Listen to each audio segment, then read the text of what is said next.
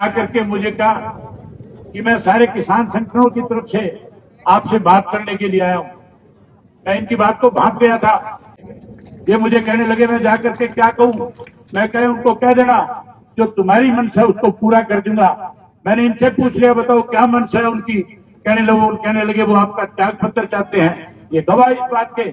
मैंने उनसे उसी वक्त वायदा कर दिया था और कह दिया था मैं अपने और हर हालत में त्याग पत्र देकर के आपके साथ खड़ा हो जाऊंगा। आपको भी विश्वास दिला करके जाता हूँ। चेतन गांव जो फैसला ले लेगा, कमेटी जो फैसला ले लेगी, जैनत गांव जो है, चाहे हमें किसी भी हद को पार करना पड़ेगा, पीछे इतने पैसे लगेंगे। बीजेपी की सरकार इसलिए इसके खिलाफ कार्रवाई नहीं करी कि बीजेपी में शामिल हो गया, लेकिन सरकारें बदलती रहती, आने जानी चीज है। जिस दिन इंडियन नेशनल लोकदल पार्टी प्रदेश में सत्ता आ गई, इस भयाना की जगह हांसी के अंदर नहीं, हांसी में बढ़ने वाली नई जेल के अंदर होगी। जहां तक टी की बात है, साथियों ये कहते हैं, कानून सिखाते हैं कि टी लगाई नहीं जा सकती अमृत 2 योजना के तहत। मैं आपको बता देता हूं, भिवानी शहर के अंदर पानी देने के लिए जहां आपके मिता थल से एक नहर, एक पाइपलाइन का निर्माण किया गया था, उसके अंदर बीच के अंदर नाथुवास गांव आता है।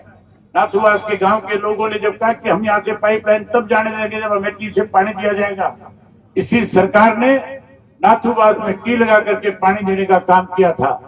मैं आज सरकार को इस बात की चेतावनी देता हूं, अंदर पानी तभी जाएगा जब चेतन के अंदर टी लग जाएगी और चेतन के लोगों को पानी मिल जाएगा।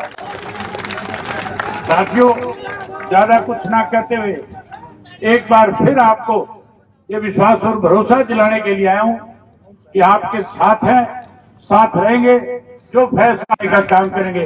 हम कभी अपनी बात से पीछे नहीं हटे। मैं आपको एक ही बात बता करके आपसे इजाजत लेना चाहूंगा। ये सुरेश कोट आपके बीच में बैठा है। अरे एक मिनट, ये सुरेश कोट आपके बीच में बैठा है। वो साहब एक मिनट आना इधर। मैं आपको बताना चाहता हूँ कि जब किसान आंदोलन चल रहा था, उस किसान आंदोलन के दौरान मैं सिरसा से ट्रैक्टर ट्रालियों के काफिले में हजारों लोगों को साथ लेकर के किसान आंदोलन में पहुंचा था। और जब मैं किसान आंदोलन में पहुंच गया तो पहुंचने के बाद रात का समय था। हम सारे साथी वहां पहले से हमने टेंट लगवा रखे थे, टेंट के अंदर बैठे थे। वो साहब आए, इन्होंने आकर के मुझे कहा कि मैं सारे किसान संगठनों की तरफ से आपसे बात करने के लिए आया हूं। मैं इनकी बात को भांप गया था। मैंने पूछा बताओ क्या चाहते हो। ये मुझे कहने लगे कि चौधरी देवीलाल अगर आपकी जगह पे आज होते तो हर हालत के अंदर कोई बड़ा फैसला लेकर के इस आंदोलन को बड़ी ताकत दे देते। मैंने कहा आप निश्चिंत रहो, मेरे रगों में भी चौधरी देवीलाल का खून है।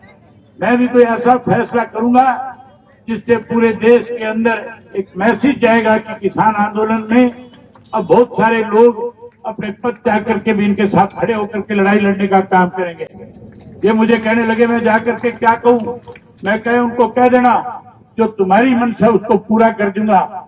मैंने इनसे पूछ लिया बताओ क्या मंशा है उनकी। कहने लगे वो आपका त्याग पत्र चाहते हैं। ये गवाह इस बात के।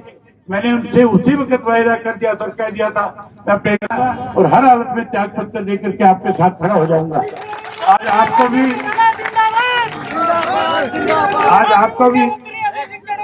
भी विश्वास दिला करके जाता हूँ।